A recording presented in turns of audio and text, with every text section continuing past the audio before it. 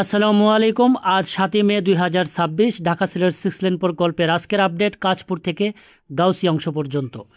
শুরু করছি আমরা কাঁচপুর থেকে। দেখতেই পাচ্ছি কাঁচপুর ব্রিজটি পার হবার পরেই এই যে ঢাকা সিলেট মহাসড়কটি এখান থেকে শুরু হয়েছে এই প্রকল্পটি। আর এটি হলো ঢাকা চিটাগং মহাসড়ক অর্থাৎ ঢাকা চট্টগ্রাম মহাসড়কটিও প্রশস্তকরণ করা হবে অর্থাৎ 10 লেনে উন্নতি করা হবে। সেটি নিয়ে কিন্তু কাজ চলছে, সমীক্ষা চলছে। তবে কাজ শুরু হলে অবশ্যই আপডেটগুলো নিয়মিত পেয়ে যাবেন। আজকে প্রচণ্ড বৃষ্টি হয়েছে, অর্থাৎ আকাশটাও কালো মেঘ, যে কোনো সময় আবারও অঝোর ঝাড়াই বৃষ্টি হতে পারে। তারপরও এই বহি হাওয়ার মধ্যেই কিন্তু আপডেটটি দিচ্ছি আপনাদের মাঝে। বেশ একটি গ্যাপ হয়েছে, প্রায় 1.5 মাস আগে এসেছিলাম এই অংশে। 1.5 মাস পরে 1.5 মাসের মধ্যে কী কী কাজের পরিবর্তন সেটি মূলত তুলে ধরার উদ্দেশ্য। তো শুরুতেই দেখতে পাচ্ছি কাজটি এখনও ধরা হয়নি। এই অংশে কাজ করছেন ম্যাক্স ইনফ্রাস্ট্রাকচার লিমিটেড। তারা কিন্তু ঢাকা সিলেট মহাসড়কের বেশ কয়েকটি জায়গায় কিন্তু কাজ পেয়েছে। তার একটি অংশ হলো এই কাঁচপুর থেকে নরসিংদী জেলা অংশ পর্যন্ত। তো মুক্তি অর্থাৎ এই মহাসড়কের শুরুতে অর্থাৎ কাঁচপুরের শুরুতে যদি একটু কাজটি করা হতো তাহলে এখানে যানজটের যে সমস্যাটা এটা থাকতো না, যেহেতু সড়কের মুখে কিন্তু সবসময় জটলা বেঁধে থাকে। তো আমরা চলে এসেছি কাছাকাছি তারাবো। আপনার নিশ্চয় অবগত আছেন এই তারাবোতে কিন্তু 3টি সড়কের মুখ রয়েছে। একটি সড়ক চলে গিয়েছে ড্যামরা যাত্রাবাড়ির দিকে, একটি সিলেট, একটি ঢাকার দিকে, কাঁচপুর দিকে। তো যার ফলে এখানে বেশ চওড়া করা হচ্ছে, প্রশস্ত করা হচ্ছে। ইন্টারচেঞ্জ হবে, ইন্টারচেঞ্জটি কিন্তু উড়াল হবে না। তো উড়াল যেহেতু হবে না সেহেতু কিন্তু এখানে বেশ চওড়া করে জমি অধিগ্রহণ করে যাতে যানবাহনগুলি নির্বিঘ্নে চলাচল করতে পারে, অর্থাৎ 3মুখী যানবাহনগুলি রয়েছে সেই যানবাহনগুলি যেন কোনো রকম বাধা সৃষ্টি না হয়। তো আমরা দেখতে পাচ্ছি বৃষ্টির কারণে এবং নির্মাণ কাজ চলমান থাকার কারণে বেশ একটি ভোগান্তি হচ্ছে যানবাহনের। তার মধ্যে জায়গাটি সংকীর্ণ হয়েছে। এর মধ্যেও কিন্তু রাস্তার উপরে যে পানি জমেছে, কাদা, এর ফলে কিন্তু তীব্র যানজটের সৃষ্টি হয়েছে। আসন্ন ঈদে কী পরিমাণ যানজট বা ভোগান্তি হবে কিছুটা গেজ করা যাচ্ছে। কারণ আমরা জেনে থাকব গত ঈদে কিন্তু পণ্যবাহী যানবাহন বন্ধ ছিল ঈদের আগে পরে 1 সপ্তাহ, যার ফলে শুধুমাত্র যাত্রীবাহী যানবাহনগুলো কিছুটা নির্বিঘ্নে চলাচল করতে পেরেছে। তবে এই ঈদে কিন্তু যানবাহন, সকল শ্রেণীর যানবাহন পণ্যবাহী থেকে শুরু করে চলাচল করবে। তখন কিন্তু একটা বিশৃঙ্খলা বা যানজটের একটা ভোগান্তির আশঙ্কা করা হচ্ছে। তো আমরা তারাবো মোড় পার হয়ে এখন যাব রূপসী দিকে। রূপসীর পরে রয়েছে বরপা বাজার, তারপরে আমরা গাউসি অংশ পর্যন্ত দেখতে চাই। এই অংশে যদি বলি একটি পাশে জমি অধিগ্রহণ করা হয়েছে, কেননা ডান পাশে যে জমি অধিগ্রহণ করা হয়েছে এটিগুলো কিন্তু জলাশয় ছিল।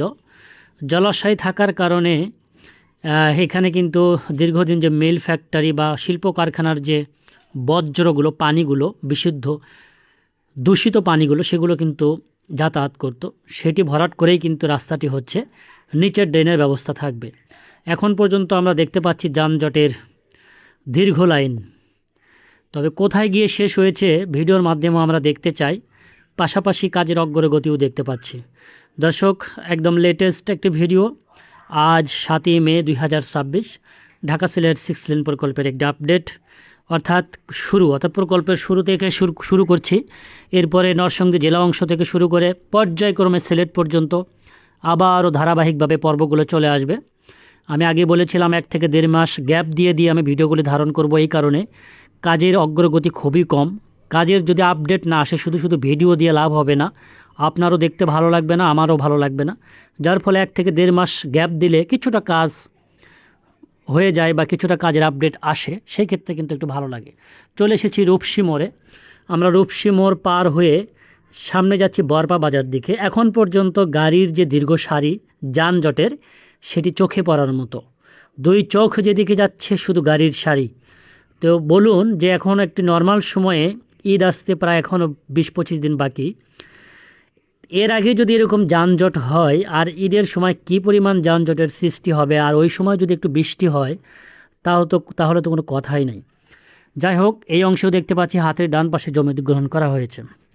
ভিডিওর মাঝখানে একটি কথা বলে রাখি, ঢাকা থেকে সিলেট পর্যন্ত এই মহাসড়কের পাশে 4 থেকে 5 শতাংশ জায়গা প্রয়োজন। এক বিদেশি ভাই অর্থাৎ প্রবাসী ভাই জমিটি কিনবেন, ক্রয় করবেন। তিনি আমাকে জানিয়েছিলেন যে ভিডিওতে যেন এটি বলা হয় বা যেন একটি বিজ্ঞাপন দিতে পারি। তো উনি কিনতে চাচ্ছেন, সঠিক একটি জমি প্রয়োজন। যদি কেউ জেনে থাকেন যে কেউ যদি ক্রয় করতে চান, আমাকে জানাতে পারেন।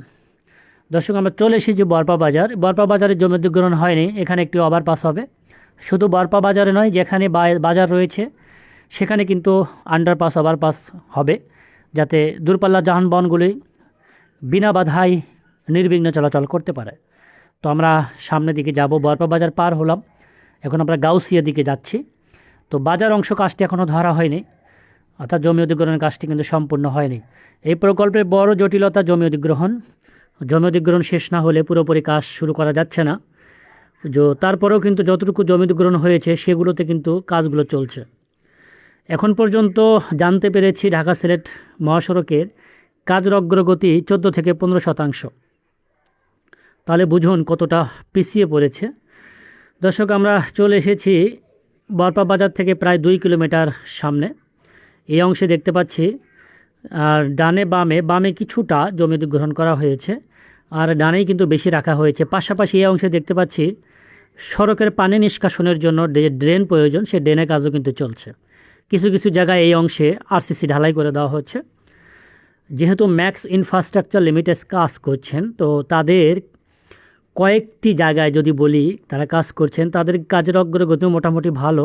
তবে সবচেয়ে কাজের অগ্রগতি রয়েছে PDL properties development limited, Madhabpur অংশে তারা কাজ করছেন। এনিওয়ে, আমরা পর্যায়ক্রমে ভিডিওগুলো দেখব। আমি আশা করছি বৈরী আবহাওয়া যদি না হয়, আবহাওয়া যদি মোটামুটি ঠিক থাকে, আমি 1 দিন বা 2 দিন পর করে ঢাকা সিলেট মহাসড়কের আপডেটগুলো আপনাদের মাঝে তুলে ধরতে পারবো। এখানে দেখুন অসংখ্য শিল্প কারখানা রয়েছে। তো এর সামনে দিয়েই কিন্তু এই প্রকল্পটি যাচ্ছে। এই অংশে কিন্তু কাজের অগ্রগতি ভালো, মোটামুটি রাস্তাটি লেভেল হয়েছে বালু ফেলে। শীঘ্রই হয়তো বা আরসিসি ঢালাই হবে। যেখানে শিল্প কারখানা রয়েছে ভারী সেখানে আরসিসি ঢালাই হবে, এই কারণে যাতে রাস্তাটি পিচটা নষ্ট না হয়।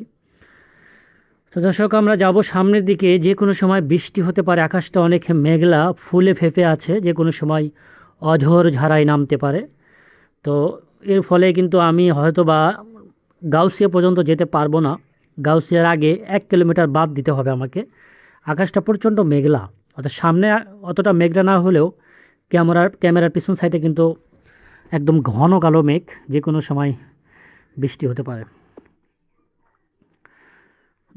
দর্শক, আমার এই প্রকল্পের ভিডিও তারাই দেখে থাকেন 30 ঊর্ধ্ব বেশিরভাগ দর্শক, পাশাপাশি বিভিন্ন পেশাজীবীর মানুষ, প্রবাসী রয়েছেন। যেহেতু এটা এন্টারটেনমেন্ট চ্যানেল না, যার ফলে উঠতি বয়স বা ইয়াং জেনারেশন ভিডিওটি কম দেখে থাকেন। তো আপনাদের এই কথাটি বলার একটি উদ্দেশ্য, কেউ যদি জমি ক্রয় বিক্রয় করতে চান, হ্যাঁ, যদি সঠিক দর্শক বা সঠিক ক্রেতা খুঁজে পেতে চান, তাহলে আমাকে জানাতে পারেন, বিজ্ঞাপন দিতে পারেন। তো আজকের মতো এখানে শেষ করছি। সামনে 1 কিলোমিটার পরে কিন্তু গাউসিয়া ফ্লাইওভার।